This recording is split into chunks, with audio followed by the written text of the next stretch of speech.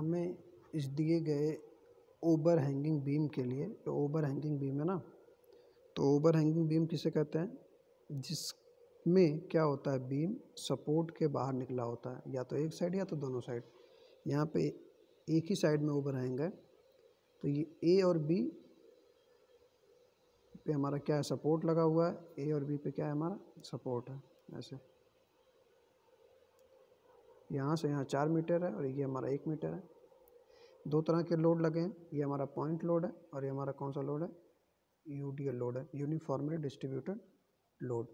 अब इसके लिए हमें क्या करना है, शियर फोर्स और बेंडिंग मोमेंट डायग्राम ड्रॉ करना है।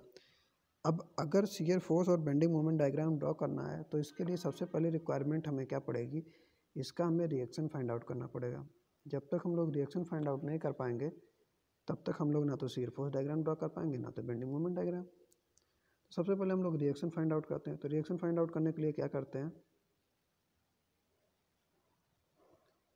आर वाई डायरेक्शन में फोर्स को बैलेंस करते हैं, यही ना, submission of F Y equal to 0। तो यहाँ से हमें मिलता है R A plus R B equal to किसके हो जाएगा। अब दो तरह के लोड है कि यूडीएल एक पॉइंट लोड है, तो पॉइंट लोड हमारा 3 है, प्लस ये क्या लिखा हुआ है 1 किलो न्यूटन पर मीटर, मतलब 1 मीटर पे 1 किलो न्यूटन है। जो 4 मीटर पे ये टोटल लोड कितना हो जाएगा, 4 किलो न्यूटन। इसका मतलब यहाँ से हमें मिल जाएगा R A plus R B equal to 7 kilo newton. ये हमारा क्या हो गया, इक्वेशन नंबर 1 हो गया। अब हमें क्या करना है, मूवमेंट निकालना है, इक्विलिब्रियम कंडीशन अप्लाई करनी है कि ए के अबाउट मूवमेंट का अलजेब्रिक सम क्या होना चाहिए, 0 होना चाहिए। 0 होता ही है क्योंकि इक्विलिब्रियम कंडीशन में है। तो जब ए के अबाउट मूवमेंट निकालेंगे तो ए पे जो रिएक्शन हमारा आर ए है तो क्या हो जाएगा आर ए इंटू 0 प्लस, अभी हम लोग निकाले थे जो यूडीएल लोड है, ये टोटल कितना है 1 किलो न्यूटन 1 मीटर पे था, तो 4 मीटर पे कितना था 4 किलो न्यूटन। अब ये कहाँ पे एक्ट करेगा, इसके मिड पॉइंट पे तो काम करेगा, क्योंकि यूनिफॉर्मली डिस्ट्रीब्यूटेड लोड है और uniformly distributed load mid point पे काम करता है। तो जो ये 4 किलो न्यूटन ये लोड आया है कहाँ पे काम करेगा, यहाँ से 2 मीटर पे, कितना मीटर पे 2 मीटर पे, तो 4 इंटू 2, तो ये हो जाएगा 4 इंटू 2। अब ये आर बी हमारा क्या है, रिएक्शन है, अपवर्ड डायरेक्शन में है, तो R B into 4 minus R B into 4, और लास्ट में हमारा 3 किलो न्यूटन का पॉइंट लोड लगा है, तो 3 इंटू 4 इंटू 5 तो हो जाएगा प्लस 3 इंटू 5 इक्वल टू किसको हो जाएगा, 0 हो जाएगा। तो ये तो 0 हो गया, plus 8 minus 4 R B plus 15, तो आर बी उधर चला जाएगा राइट हैंड साइड में, और 15 प्लस 8 ये हो जाएगा हमारा 23 इक्वल टू 4 आर बी। तो आर बी इक्वल टू हमारा कितना हो जाएगा 23/4। तो इसको सॉल्व करेंगे,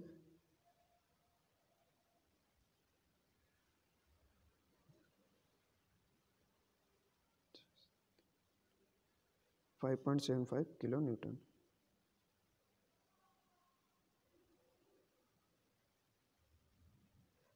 अब ये हमारा आ गया, इसको हमने डिवाइड किया 23 को 4 से, तो 4 5 जा 20 होता है, 23 30, 4 7 जा 28 और 4 5 जा, ठीक है। तो ये हमारा आर बी की वैल्यू आ गया। अब आर बी की वैल्यू इक्वेशन नंबर 1 में रख दें, फ्रॉम इक्वेशन 1। अब इक्वेशन 1 में जब आर बी की वैल्यू रखेंगे यहाँ 5.75, तो इसको जब राइट हैंड साइड में इधर ले जाएंगे तो क्या हो जाएगा, माइनस हो जाएगा। इसका मतलब आर ए इक्वल टू हो जाएगा 7 माइनस 5.75। तो यहाँ से आर ए की जो फाइनल वैल्यू आ जाएगी, आर ए इक्वल टू जब इसमें माइनस करेंगे तो ये आएगा 1.25 किलो न्यूटन। तो यहाँ से हम 2 वैल्यू निकाल चुके हैं, एक तो हम लोग आर ए की वैल्यू निकाले हैं और दूसरा आर बी की वैल्यू निकाले हैं। तो आर ए की वैल्यू जो हमारा आया है, जो आर ए की वैल्यू आया है, आया 1.25। आर ए की वैल्यू कितनी आई है, आर ए की वैल्यू आई है 1.25 किलो न्यूटन और यहाँ पे जो आर बी है इसकी वैल्यू हमारी आई है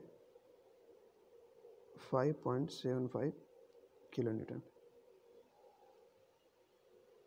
अब हमें क्या करना है, इसका शियर फोर्स और बेंडिंग मोमेंट डायग्राम हमको ड्रॉ करना है। तो शियर फोर्स और बेंडिंग मोमेंट डायग्राम ड्रॉ करने के लिए हम लोग क्या करेंगे, तो अगर अब हर पॉइंट पे हम लोग शियर फोर्स कैलकुलेट करेंगे तभी तो शियर फोर्स डायग्राम ड्रॉ करेंगे। तो शियर फोर्स डायग्राम अभी हम लोग कैलकुलेट करते हैं हर पॉइंट पे कितना कितना आया। तो यहाँ पे 3 पॉइंट है, एक हमारा ए पॉइंट है, दूसरा हमारा बी पॉइंट है और तीसरा हमारा क्या है, सी पॉइंट है। अब यहाँ पे देखिए हम लोग मानते हैं कि राइट हैंड साइड में डाउनवर्ड को नेगेटिव राइट हैंड साइड में और अपवर्ड को पॉजिटिव। किधर हम लोग मान रहे हैं sign convention, right hand side में।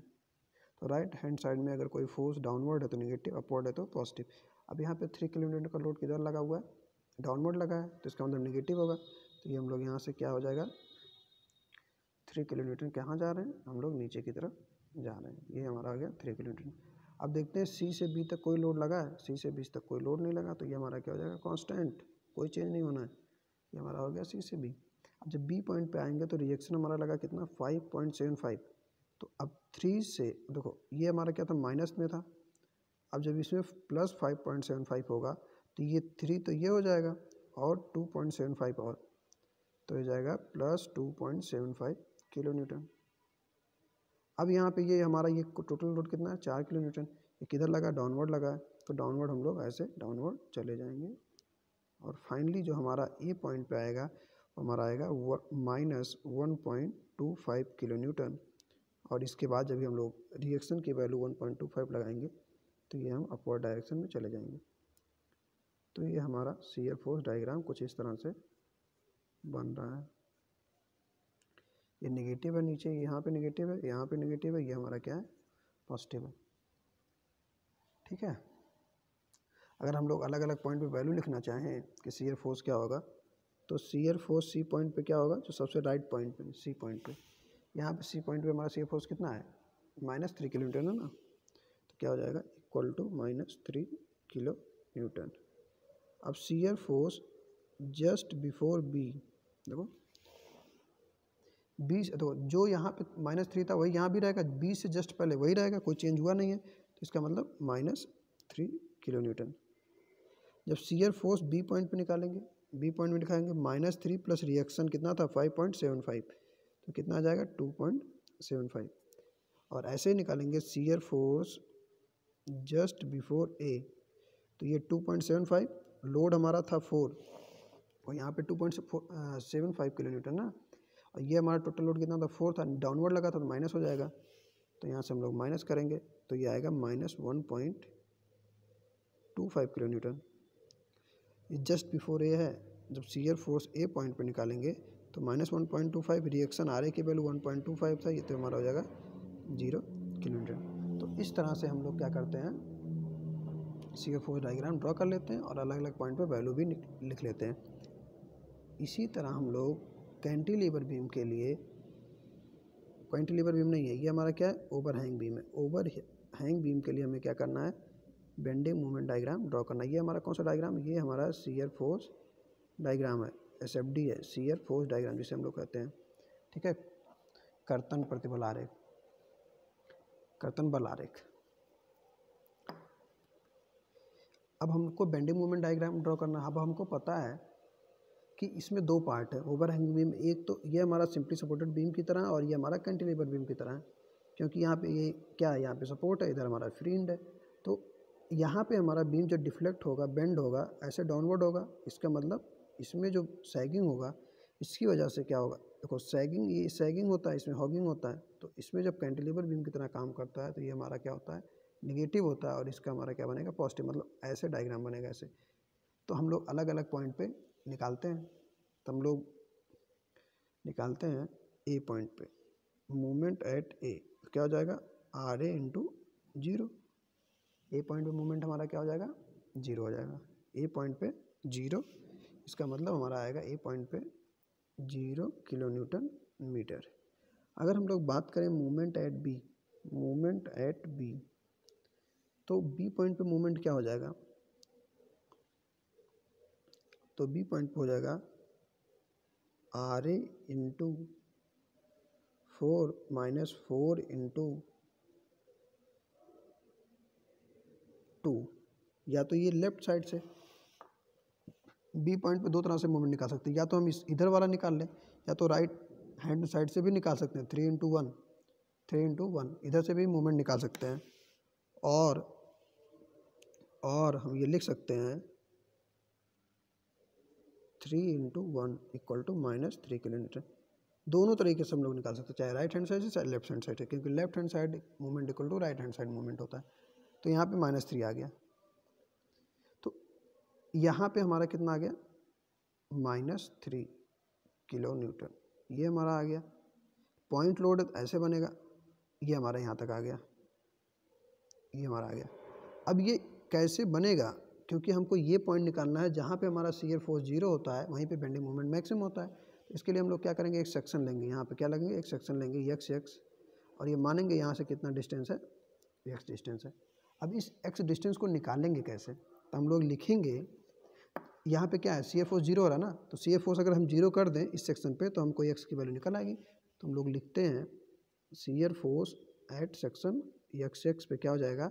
अब देखो यहाँ आर ए किधर ऊपर है और ये कितना लोड है, नीचे है, तो 1 इंटू एक्स -1 इंटू एक्स किधर नीचे इक्वल टू किसके करना है, 0 के।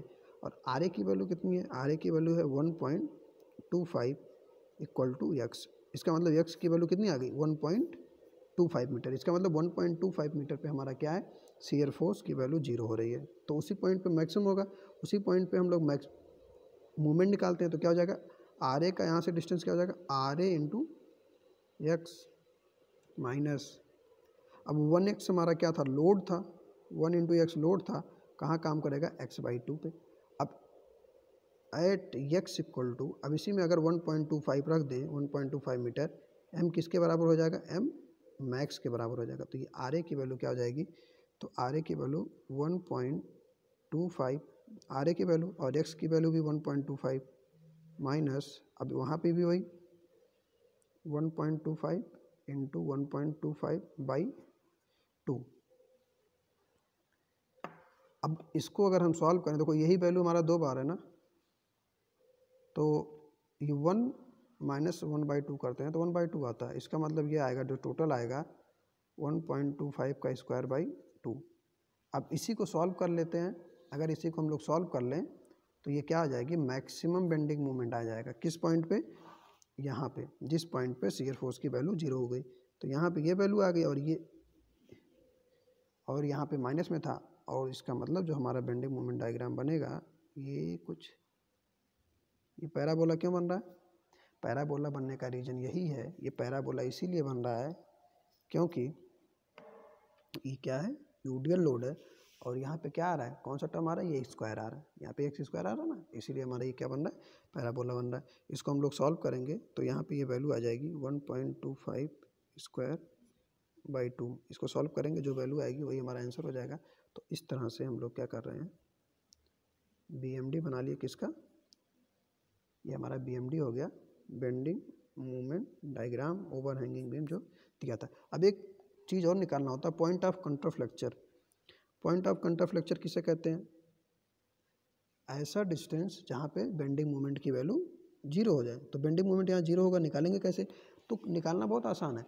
जो हम लोग ये इक्वेशन बनाए हैं ना, इसी इक्वेशन को अगर हम लोग 0 के इक्वल कर दें तो x की जो वैल्यू आएगी, वही x की वैल्यू जो आएगी वही हमारा क्या हो जाएगा, उसी जो x की वैल्यू आएगी वो यहाँ से लेकर यहाँ तक की डिस्टेंस आएगी। मतलब जो हमारा ये मोमेंट का इक्वेशन ये था, ये मोमेंट का इक्वेशन था ना हमारा, ये x इक्वल टू था आर ए की value 1.25 x minus X square by 2। अब इसी को अगर हम 0 के इक्वल कर दें, जिसका मतलब 1.25 x minus X square by 2 equal to 0। तो x से डिवाइड कर दो तो हो जाएगा 1.25 minus X by 2 equal to 0। तो x इक्वल टू क्या आ जाएगा, 1.25 इंटू 2। तो ये हो गया 2.5 मीटर। इसका मतलब यहाँ से 2.5 मीटर पे बेंडिंग मोमेंट की वैल्यू 0 है। इसका मतलब point of contraflexure A point से 2.5 मीटर है।